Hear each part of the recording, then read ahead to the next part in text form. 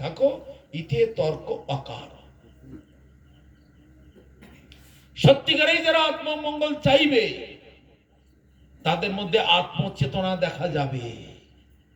আমরা যখন বিদেশে যাই এইগুলো আমরা দেখতে পাই, কিন্তু আমাদের দেশের মধ্যে এগুলো দেখতে পাই না। খুব দুঃখের সঙ্গে এটা বলতে হয়। ঘন্টার পর ঘন্টা বকে যাচ্ছি, শেষকালে বলি কারো কোনো প্রশ্ন আছে? সব মুখ নিয়ে দিয়ে ঘোরায়, কে কোথায় মুখ লুকোবে এই নিয়ে ব্যস্ত। আরে এতক্ষণ ধরে বকলাম, 3 ঘন্টা ধরে, কারো কোনো জিজ্ঞাসা নেই। কিন্তু বিদেশে ওই রকম নয়, 10 মিনিট কথা বলতে পারবো না, সব হাত উঁচু করবে, স্যার আমার একটা প্রশ্ন আছে, আর সব খাতা নিয়ে বসবে, লিখে লিখে রাখবে। এটা কি বললেন, ওটা কি বললেন, এটার অর্থ কি, ওটার অর্থ কি, সেটার অর্থ কি।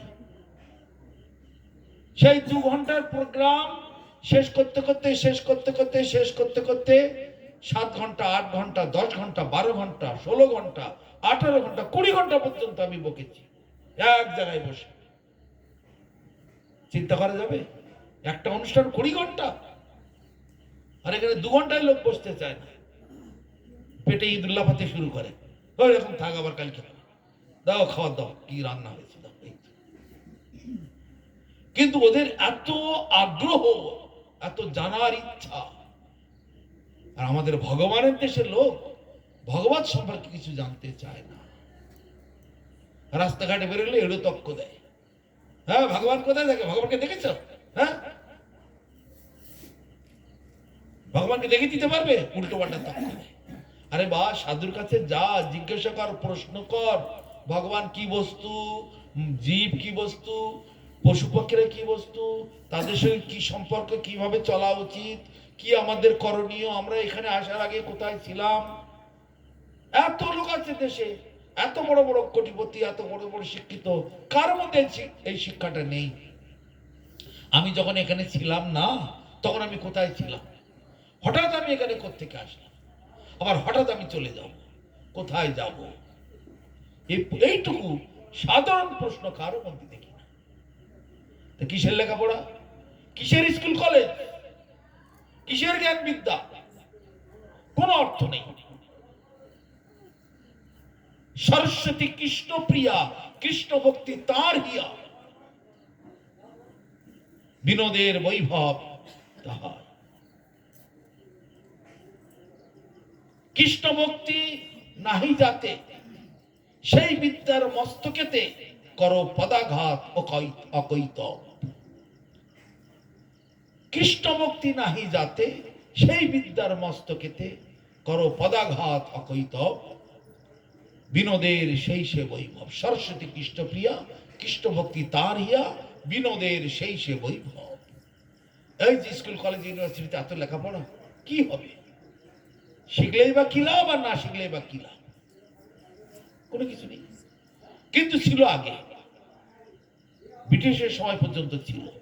আমাদের স্কুল কলেজ ইউনিভার্সিটিতে কি সব পড়ানো হতো, রামায়ণ, মহাভারত, গীতা, উপনিষদ, পদ্মপুরাণ, বিষ্ণু পুরাণ, গরুড় পুরাণ, এই সকল দিব্য গ্রন্থাবলী পড়া হতো, এগুলোই শেখানো হতো, তাতে আমাদের আত্মার জাগরণ হতো। কিন্তু এখন সেগুলো সব উঠে গেছে। কারা করেছে? এই মানুষই করেছে, ভগবান এসে করে দেয়নি। ভগবান এসে কিন্তু করে দেয়নি, কারণ একটু আগেই বললাম 5 প্রকারের মানুষেরা অসৎ রাজাকে স্বীকার করবে, সৎকে স্বীকার করবে না।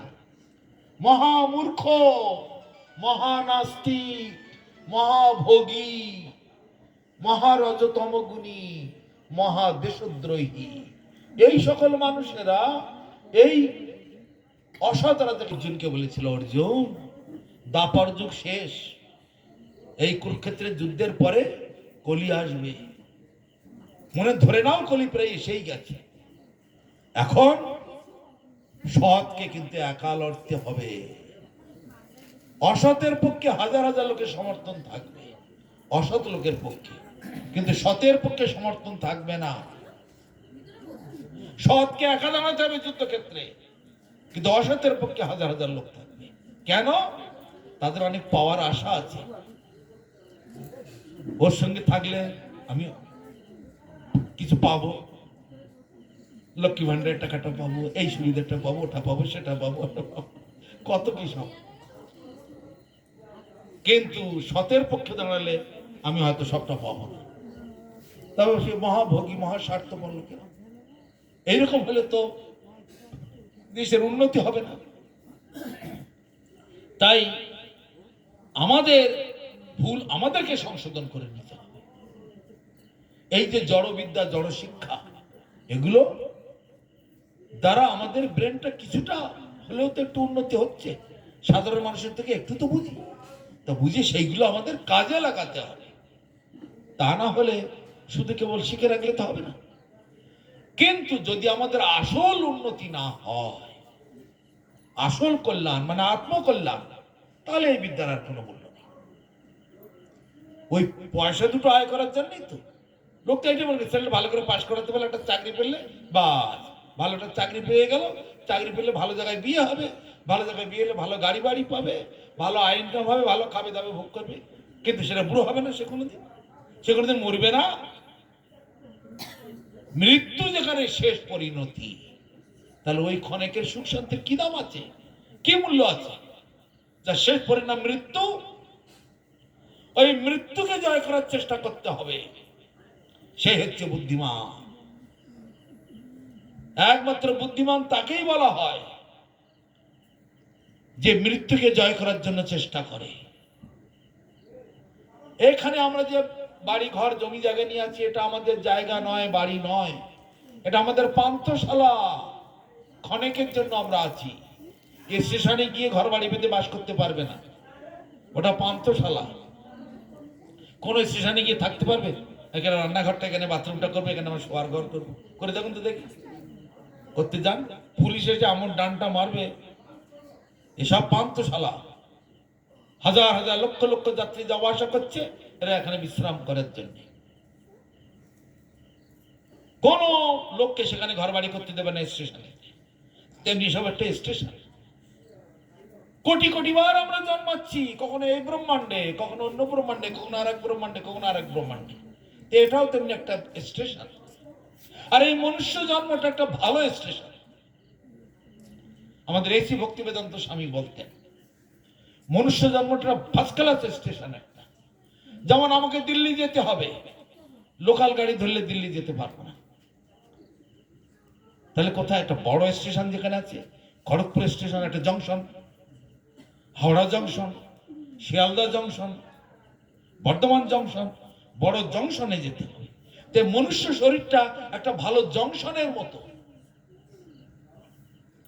এখান থেকে ইচ্ছা করলে আমি স্বর্গে যেতে পারি, ইচ্ছা করলে আমি গোলক বৃন্দাবনে যেতে পারি, ইচ্ছা করলে আমি নরকে যেতে পারি, ইচ্ছা করলে ভূত প্রেতের লোকে যেতে পারি, ইচ্ছা করলে আমি আরো নিম্ন থেকে নিম্নতর জন্মগ্রহণ করতে পারি। তাই পূর্বপুরুষগণকে, মা বাবাকে কেন প্রেত লোকে পাঠাচ্ছে? তাদের চেতনাই নেই। বাবা মা মারা গেছে, ভালো খেতে হবে, লোককে খাওয়াতে হবে, এটাই জানে। পরিণাম কি হবে তাই জানে। পারলৌকিক কাজটা কি তাও। বাবা মা যদি মরেই গেল পুড়িয়ে, তারপরে আবার করছেটা কি? তারপরে আবার বামুন ডেকে এত টাকা খরচ করে কি করা হচ্ছে? কিসের শ্রাদ্ধ, কিসের অর্থটা কি তার? এটা তো আগে জানতে হবে আমার। সেটাকে শ্রাদ্ধ বলা হয়। শ্রাদ্ধ কেন? তার অর্থটি, আসল অর্থ শ্রদ্ধা পূর্বক ভগবানকে সেবা করতে হবে। সেবা করে তার যে অধরামৃত, তার যে প্রসাদ, সেইটা নিয়ে আমার মাকে বা বাবাকে বা দাদু দিদাকে তাকে দিতে হবে। সেই মহাপ্রসাদ পেলে আর সঙ্গে হরিনাম আছে, সোজা গোলক বৃন্দাবনে তার গতি হবে, তার কখনো প্রেতলোক প্রাপ্তি হবে না। কিন্তু যৌনদদ্দরের ভুক্তাং পিতৃণাং শ্রাদ্ধ কর্মণি অশ্নন্তি পিতরস্তস্য বিন্মূত্রাং সততং দ্বিজঃ। হে দ্বিজগণ, এটা শিব বলছেন কৈলাস থেকে, হে দ্বিজগণ, হে বামনের দল, তোমরা যে খুব শ্রাদ্ধ কীর্তি করে বেড়াচ্ছ সমাজে। পুরোহিত, পুরোহিত কাকে বলে? পুর, পুর মানে কলোনি, লোকের বসবাস যেখানে। পুরের যারা হিতকার্য করে তাদের বলে পৌরোহিত। বা পৌরোহিত্য যারা করে, পুরোহিত তাদেরকে বলা হয়। হে পুরোহিতের দল, হে দ্বিজোর দল, এই জগতের লোকের কি করছো তোমরা? ভূত প্রেতের লোকে পাঠাচ্ছ কেন? একটু ভগবানের দামে পাঠাতে পারছো না? তোমাদের এত শিখিয়েছি, এত শাস্ত্র দিয়েছি, এত গ্রন্থ দিয়েছি, এত তোমাদের কল্যাণের জন্য ব্যবস্থা করে দিয়েছি, সেগুলো তোমরা সব জলাঞ্জলি দিয়েছো। সেই জ্ঞানগুলো তোমরা কাজে লাগাতে পারছো না। মানুষকে প্রেত লোকে পাঠাচ্ছ। ছেলে মেয়ে নাতিপুতিরা মা বাবা শ্রাদ্ধে যদি ভগবানের প্রসাদ না নিবেদন করে শ্রদ্ধাপূর্বক দেওয়াকে শ্রাদ্ধ বলা হয়। শ্রদ্ধা শব্দ থেকে শ্রাদ্ধ শব্দটা এসেছে। শ্রদ্ধাপূর্বক ভক্তিপূর্বক ভগবানকে সেবা করে সেই মহাপ্রসাদ এনে মা বাবাকে আহ্বান করে, হে মাতা পিতাগণ, হে দাদু দিদাগণ, আমি বড় অধম, তোমাদের অধম সন্তান, তোমাদের জন্য আমি, তোমরা যেভাবে তো আমাকে জগতে এনেছো, আমি বিন্দুমাত্র তোমাদের ভালো আমি করতে পারলাম না, তোমাদের সেবা করতে পারলাম না, আমি বড় অধম অপদার্থ। তা কৃপা করে আমার এই অধমের সেবাটুকু গ্রহণ করো। ভগবানের সেবা দিয়ে এই মহাপ্রসাদ তোমাদের উদ্দেশ্যে নিবেদন করছি, কৃপাপূর্বক এই মহাপ্রসাদ গ্রহণ করো। এই হচ্ছে শ্রাদ্ধ। এই শ্রাদ্ধ 5 টাকাতেও হয়, 50 টাকাতেও হয়, 500 টাকাতেও হয়, আবার 5 লাখ টাকাতেও হয়, 5 কোটি টাকাতেও হয়। যাদের টাকা বেশি আছে তারা ফুটানি করবে, মাইক টাইক লাগিয়ে বড় প্যান্ডেল করে, হ্যাঁ একেবারে লক্ষ লক্ষ টাকার মাছ মাংস কিনে খুব ফুর্তি পারবে। ওটা কি হইলো? নিজেকে দেখানো, আমি কত পয়সাওয়ালা লোক, দেখো লোক দেখানো। আমার মা বাবার কি হলো? একবারও কিন্তু সেটা ভাবে না। ভাবে কি? আর এই ব্রাহ্মণেরা যে কাজ করে, তাদের বইতে লেখা আছে শাক্ত মত আর গোস্বামী মত, দুটি কথা লেখা আছে, প্রত্যেকটা পঞ্জিকাতেও দেখবেন। শাক্ত মত, নিম্বার্ক মত, গোস্বামী মত এসব লেখা থাকে। গোস্বামী মত মানে বৈষ্ণবীয় নিয়ম, শাক্ত পথ মানে ভোগের জগতের নিয়ম। শাক্ত মানে শক্তির আরাধনা, কালী, কালী মানে এখানকার মায়া, মহামায়ার নিয়ম। তাহলে মায়ের জগতের কাজ করবে না ভগবানের জগতে মা বাবাকে যাতে পৌঁছে দেওয়া যায়। যে মা বাবা আমাকে জগতের আলো বাতায় দেখালো, আজকে আমার মা বাবা যদি না আসতো আমি কোথা থেকে আসতাম? একবার কি সেই মা বাবার কথা এরা ভাবে? নিত্যানন্দ ত্রয়োদশী সেখানে তো যাব অবশ্যই, কিন্তু গোড়ায় তো আমাদের মাটি নেই, বিল্ডিংটা দাঁড়াবে কোথায়? একটি ভিতটা শক্ত করার জন্য আপনাদেরকে একটুখানি এই গোড়ার কথাগুলো বলছি। এক লাফে নিত্যানন্দের কাছে গেলে তার হবে না। নিত্যানন্দ বহু মহাপ্রভু করুণার অবতার, কৃপা করে তারা এই জগতে এসেছে আমাদের উদ্ধারের জন্য। কলিজীবের দশা দেখি নন্দসুত হরি, জগতে ফিরেন গুরুর উপধরি। আর সঙ্গে নিত্যানন্দ। নিত্যানন্দ কে?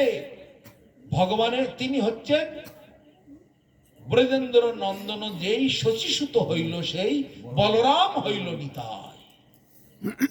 তো বলরাম তিনি নিত্যানন্দ হয়েছেন। আবার বলরামটা কে? বলরাম হচ্ছে ভগবান কৃষ্ণচন্দ্রের দ্বিতীয় শরীর। বলরামের কাছে সমস্ত দায়িত্ব ছেড়ে দিয়ে ভগবান গোপীদের নিয়ে বৃন্দাবনেতে লীলাতে মেতে আছেন। বলরাম তখন বলে, তাহলে আমি কি এখানে তোমার এই কলকারখানা কি আমি ম্যানেজারি করে বেড়াবো? আমি কেন তোমার সঙ্গে একটু গরু চড়াতে পারবো না? তোমার সঙ্গে যমুনায় খেলবো না? তোমার সঙ্গে ক্ষীর ছানা ননি মাখন খাবো না? পুলিন ভোজন করবো না? তা তুমি ব্যবস্থা করে নাও। তখন বলরাম কি করলেন? তার থেকে আবার দ্বিতীয় শরীর তৈরি করলেন। তিনি হচ্ছেন মহাবিষ্ণু। সেই মহাবিষ্ণু আবার 3 অংশ তৈরি হলো তার থেকে। বামাঙ্গাত অশ্রীজাত বিষ্ণু, দক্ষিণাঙ্গাত প্রজাপতি, জ্যোতির্লিঙ্গময় শম্ভুং কুর্চ দেশাদ অবাচিদা। কুর্চ দেশ, এখান থেকে শিবের সৃষ্টি হচ্ছে। ডান দিক থেকে ব্রহ্মা, বাঁ দিক থেকে বিষ্ণু। তিন অঙ্গ হয়েছে সেখান থেকে আবার কারণান্নবসায় বিষ্ণু, গর্ভদক্ষায় বিষ্ণু, ক্ষীরোদক্ষায় বিষ্ণু।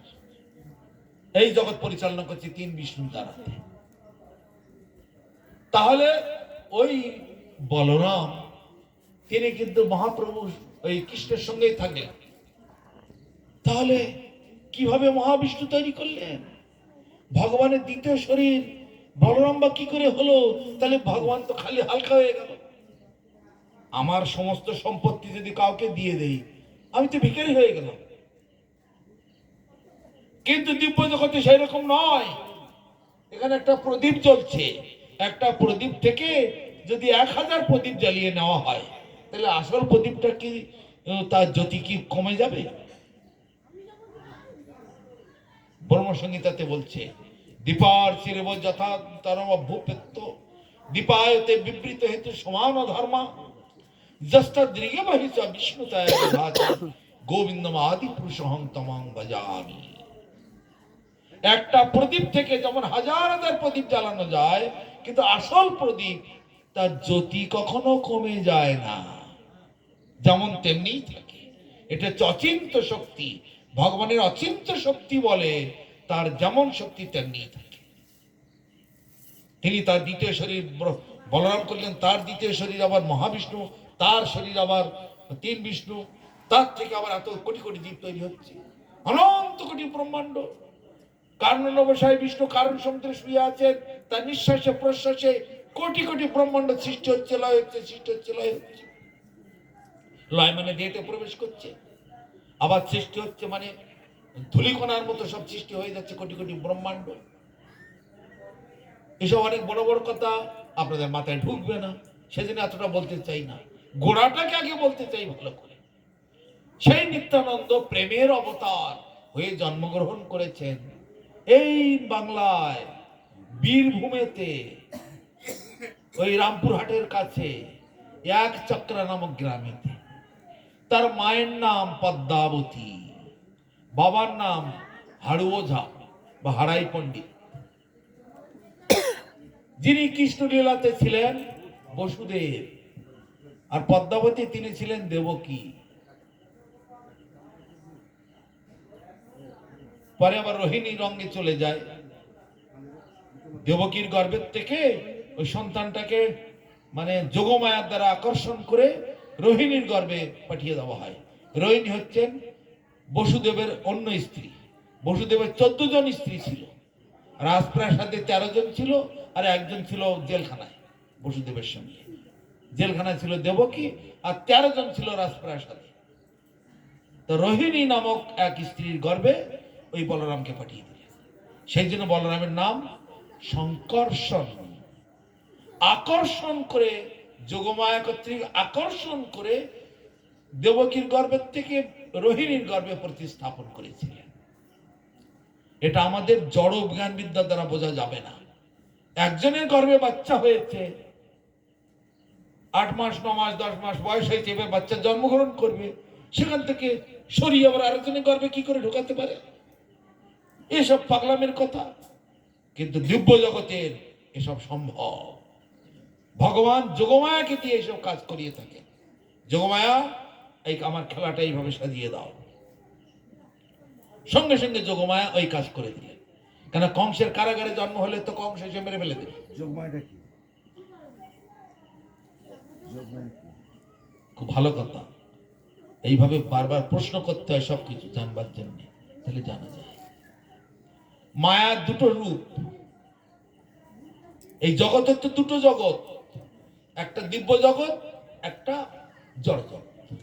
এইসব বসে আছেন দুজন করে, আমরা সবাই দুজন করে বসে আছি। একটা হলো না আমি, আর হলো আমার দেহ।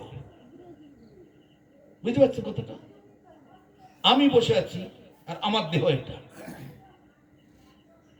মাথায় ঢুকছে কারো? কারো শরীর খারাপ হলে ডাক্তারের কাছে গিয়ে কি বলেন? আমি শরীর খারাপ করেছি, তাই তো? এমনি করে বলেন তো নাকি? হ্যাঁ হ্যাঁ বলে দিচ্ছি, আমি শরীর খারাপ করেছি, এইভাবে বলে তো? হ্যাঁ, আমার শরীরটা খারাপ হয়েছে। কার শরীর খারাপ হয়েছে? তার মানে আমি আলাদা, শরীর আলাদা। সাইকেলটা খারাপ হয়ে গেল, আমার সাইকেলটা খারাপ হলো, আমি আলাদা, সাইকেল আলাদা। আমার মোবাইলটা কাজ করছে না, মিস্ত্রির কাছে নিয়ে যেতে হবে, আমি আলাদা, মোবাইল আলাদা নাকি? চুপ করে আছেন কেন?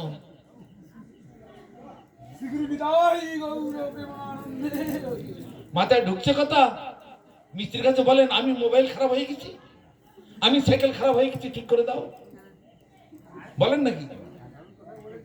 আমি কাপড় ছেড়ে গেছি, দর্জির কাছে বলে আমি কাপড় ছেড়ে গেছি, এটি সেলাই করে দাও না। আমি কাপড় কেউ ছেড়ে? আমার কাপড়, আমি আলাদা, কাপড় আলাদা, আমি আলাদা, মোবাইল আলাদা, আমি আলাদা, সাইকেল আলাদা, সব সময় দুজন করে এখানে। তেমনি আমার শরীর খারাপ, আমি আলাদা, শরীর আলাদা। ডাক্তার যখন চেক করে আমার শরীরকে, বুকে যন্ত্র দেয়, জিভের তলায় থার্মোমিটার দেয়, প্রেশার দেখে, অনেক কিছু চেক আপ করে। সেটা আমার শরীরটাকে, আমাকে নয়।